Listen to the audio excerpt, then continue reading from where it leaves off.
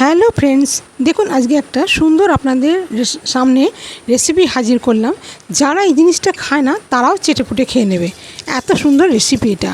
প্রথমে আমি সর্ষের তেল দুপালা দিলাম, দিয়ে তার মধ্যে তেজপাতা জিরে ফোড়ন দিয়ে দিলাম, এতে একটু সামান্য হিং দিয়ে দিলাম, দিয়ে এই ফোড়নটা হতে থাকবে। ফোড়নটা হওয়ার সাথে সাথে আমি একটু আদা পেস্ট একটু সামান্য পরিমাণে দিয়ে দেবো। নিয়ে এতে কিন্তু আমি আলু একদমই ব্যবহার করব না, যার জন্য দুর্দান্ত খেতেও লাগে। তা এরপর আমি একটু টমেটো কেচাপ দিয়ে দেবো, আদা দিয়ে দিলাম, এবার টমেটো কেচাপ দিয়ে দেবো।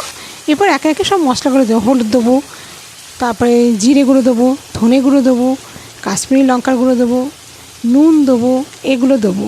চিনিটা দেবো কিন্তু একটু পরে, সেটা কুমড়োগুলো দেওয়ার পর। আর কুমড়োটাকে আমি আগে থাকতে একটু ভাপিয়ে রেখে দিয়েছিলাম।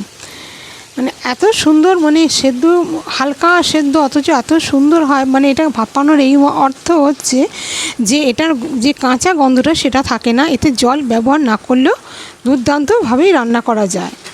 তা দেখুন একে একে সব দিয়ে দিলাম।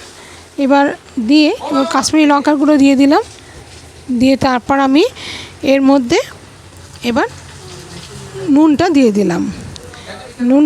নুনটা দেওয়ার পর তারপর আমি এটাকে একটুখানি মশলাটাকে কষে নেবো, নিয়ে কুমড়োগুলোকে দিয়ে দেবো। আর কুমড়োগুলো আমি ছোটো ছোটো কাটিনি, বড় বড় ডুমো ডুমো আলুর মতন কেটেছি, যার জন্য দেখতেও সুন্দর লাগে আর খেতেও খুব ভালো লাগে, অসাধারণ খেতে হয়। এটা রুটি ভাত সবের সঙ্গেই খাওয়া চলে, দুর্দান্ত খেতে হয়। আপনারা একবার ট্রাই করে দেখবেন, এত ভালো যে আপনারা আবার করে খাবেন। তো যাই হোক, এরপর আমি চিনিটা দিয়ে দিলাম, দিয়ে এবার ভালো করে একটু কষে নেবো। আর এতে একে একে এখন আরও উপকরণ দেবো, তাই জন্যই খেতে অত সুস্বাদু হয়েছে। তাইতে আমি একটুখানি সামান্য পরিমাণে দুধ রেখেছিলাম, দুধটা দিয়ে দিলাম।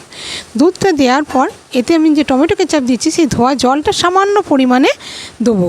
আর আমি জল একদমই এতে ব্যবহার করব না, এতে যে জল আছে এতেই আমার হয়ে যাবে। একটু ঘি দিয়ে দিলাম স্বাদটা আরও সুন্দর হওয়ার জন্য। তারপরে এতে একটু কসুরি মেথি আর একটু গরম মশলা দিয়ে দেবো। দিয়ে এবার শুকিয়ে গেলে নামিয়ে আমি ভাতের সঙ্গে সার্ভ করতে পারি, রুটির সঙ্গে সার্ভ করা যায়। এত দুর্দান্ত অনবদ্য খেতে হয়, আপনারা না ট্রাই করলে বুঝতে পারবেন না। লঙ্কাটা তো এতে পেস্ট করাই ছিল, সেই জন্য আমি আলাদা করে আর লঙ্কা ব্যবহার করিনি, শুধু একটা কাঁচা লঙ্কা গোটা ফেলে দিয়েছি। এবার যদি পরিমাণ মতন ঝাল, আমরা একটু ঝাল কম খাবে তাই ঝাল কম দিয়েছি, আপনারা যেরকম ঝাল খাবেন সেরকম দেবেন। আর অসাধারণ খেতে হয়, আপনারা এরকম ট্রাই করে দেখুন, দুর্দান্ত খেতে হয় আর খেতে খুব সুন্দর হয়। এটা সবের সঙ্গেই খাওয়া চলে। আর যদি আমার এই রেসিপিটা আপনাদের কাছে ভালো লেগে থাকে তাহলে চ্যানেলটাকে সাবস্ক্রাইব করে আমার পাশে থাকবেন, লাইক কমেন্ট করে জানাতে ভুলবেন না। এই ছিল আমার আজকে